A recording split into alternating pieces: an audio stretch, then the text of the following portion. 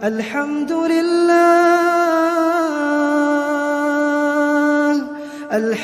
لله على نعمة الإيمان.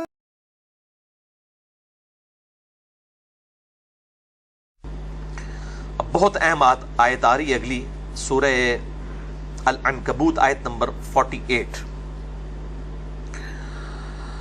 وما كنت تتلو من قبله من کتاب، اور اے محبوب صلی اللہ علیہ وآلہ وسلم، اس کتاب کے نزول سے پہلے آپ کبھی کسی کتاب میں سے کوئی چیز پڑھ نہیں سکتے تھے، یعنی آپ امی تھے، لکھنا پڑھنا آپ نہیں جانتے تھے. ولا تخطه بيمينك، اور نہ ہی آپ اپنے دائیں ہاتھ سے کچھ لکھ سکتے تھے.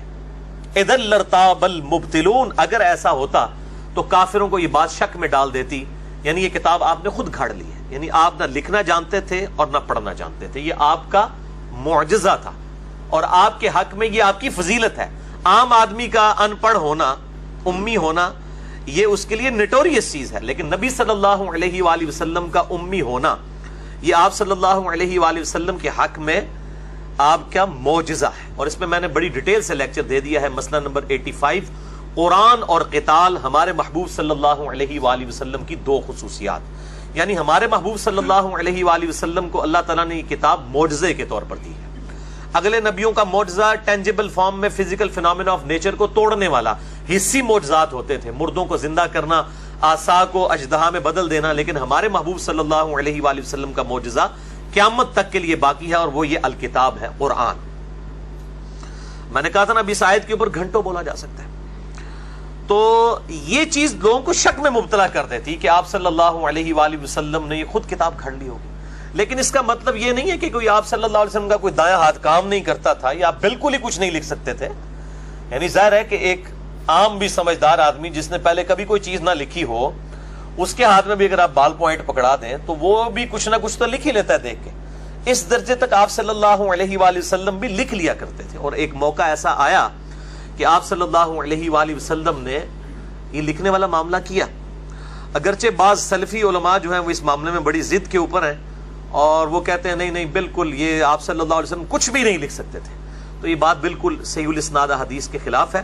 اس کانٹیکسٹ میں ایک صحیح بخاری میں حدیث ہے، میں وہ چاہ رہا ہوں کہ یہاں پہ فزیکلی آپ کو دکھا بھی دوں. بڑی مشہور حدیث ہے صحیح بخاری میں، کتاب المغازی چیپٹر میں، انٹرنیشنل نمبر کے مطابق 4251، صلح حدیبیہ کے موقع پر جو آپ صلی اللہ علیہ وآلہ وسلم اور سہیل ابن عمرو کے درمیان معاہدہ لکھا گیا تھا، اور لکھا گیا تھا کہ یہ معاہدہ ہے محمد رسول اللہ صلی اللہ علیہ وآلہ وسلم اور کفار مکہ کے درمیان. تو سہیل ابن عمرو نے یعنی ریزرویشن شو کی کہ ہم آپ کو اللہ کا پیغمبر نہیں مانتے، آپ اسے محمد ابن عبداللہ لکھیں.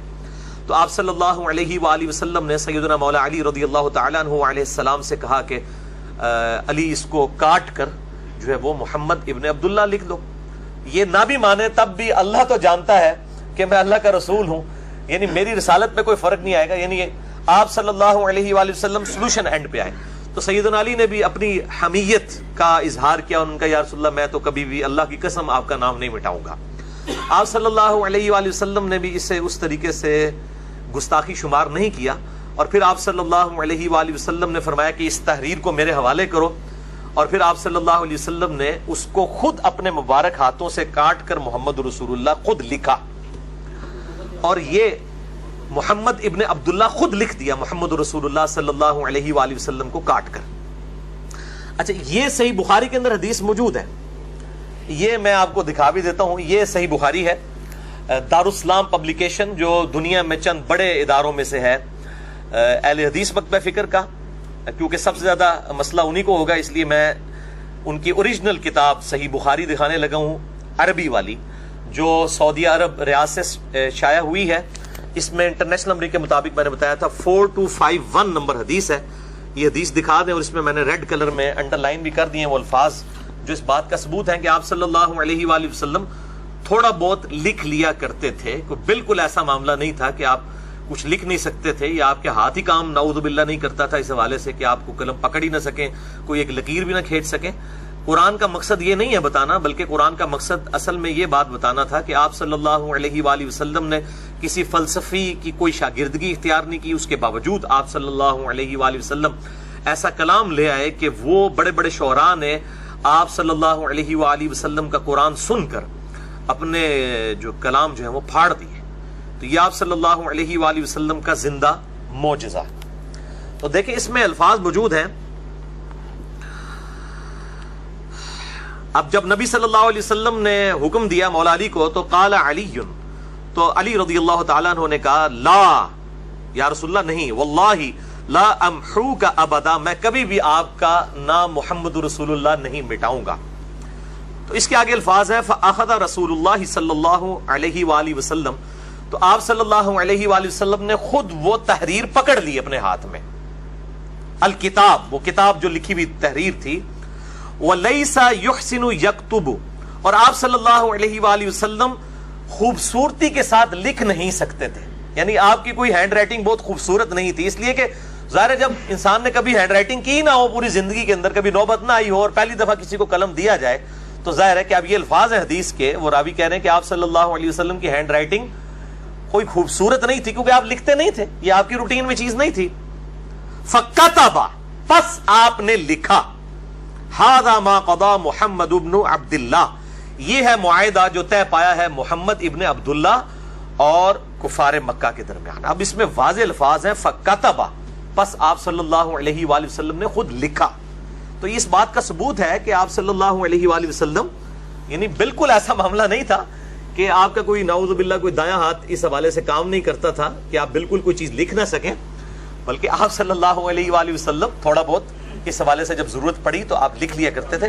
اب یہ جب مطلب حدیثیں، اب اتنی واضح حدیث ہے صحیح بخاری میں 4251 نمبر، لیکن اب اگر دل بے ایمان تو اجتا ٹھہر، اگر کسی نے کوئی بات نہیں ماننی تو کہتے ہیں نہیں، اس میں جو الفاظ ہے نا کہ آپ نے پکڑا اور آپ نے لکھ دیا، مراد اس سے ہے کہ آپ نے پکڑا اور کسی سے لکھوا دیا. اب اس چیز کا تو کوئی حل نہیں ہے نا، یعنی بات کچھ اور ہو، آپ نے بات نہ ماننی ہو. وہ میں آج تفسیر بھی پڑھ رہا تھا ان کی، جو عبدالسلام صاحب ہیں بن محمد، جماعت الدعوہ والوں کی تفسیر، تو انہوں نے بھی پوری کوشش کی ہے، پورا زور لگانے کی کوشش کی ہے، انہوں نے بھی باقی لوگوں نے بھی، کہ کسی طریقے سے اس حدیث کی تعریف کر دی جائے اور اپنا لقمہ کتاب و سنت کے منہ میں ڈال دیا جائے.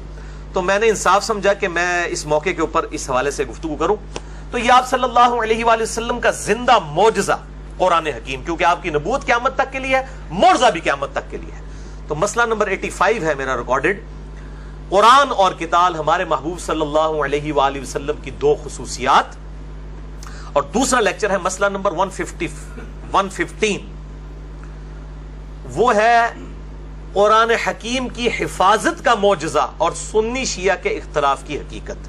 یہ جو پبلک میں مشہور ہے کہ شاید کوئی سنیوں کا قرآن الگ ہے اور شیعہ کا الگ ہے، نعوذ باللہ، اس پورے جھوٹ اور فریب کا میں نے کچا چٹھا جو ہے اس کے اندر کھولا ہے. مسئلہ نمبر 115 نمبر.